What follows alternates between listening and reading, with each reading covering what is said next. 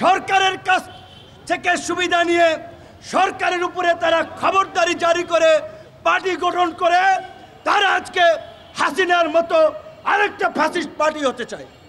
যেই কারণে আজকে তারা আর্মি নিয়ন্ত্রণ করতে চায়, পুলিশ নিয়ন্ত্রণ করতে চায়, রাজনীতিবিদদের মধ্যে বিভাজন তৈরি করতে চায় এবং দেশে নৈরাজ্য তৈরি করতে চায়। কারা ফ্যাসিবাদকে পুনর্বাসন করতে চায়, কারা গণতন্ত্র চায়, কারা অভ্যুত্থানের শক্তি। আমার ব্যানারে আসার দরকার নাই, আমাদের দলের নেতৃত্ব আসার দরকার নাই। আগামীকালকে থেকে সব দল চার চার ব্যানার নিয়ে আওয়ামী লীগ নিষিদ্ধের দাবিতে রাজপথে নামেন।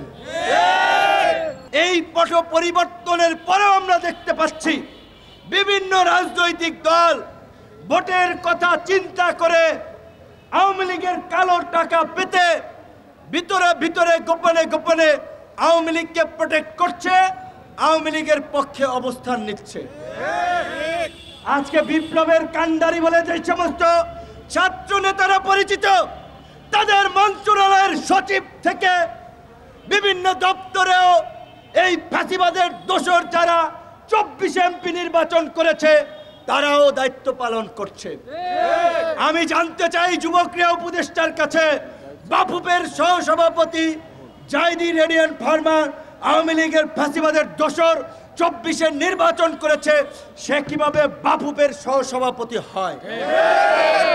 এইটা তো বিপ্লবের ঠিকাদার দাবি করে ছাত্র নেতাদের মন্ত্রণালয়।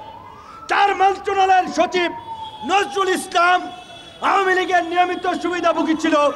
এইভাবে অন্তত 15 জন সচিব আছে যারা আওয়ামী লীগের আমলে নিয়মিত সুবিধাভোগী ছিল। তারা সচিব হচ্ছে, ছাত্র সমন্বয়করা বিভিন্ন জনের বিষয়ে তদবির করে তাদেরকে পুনর্বাসনের সুযোগ করে দিচ্ছে, আর দোষ দিচ্ছে আর্মি আর সরকারের।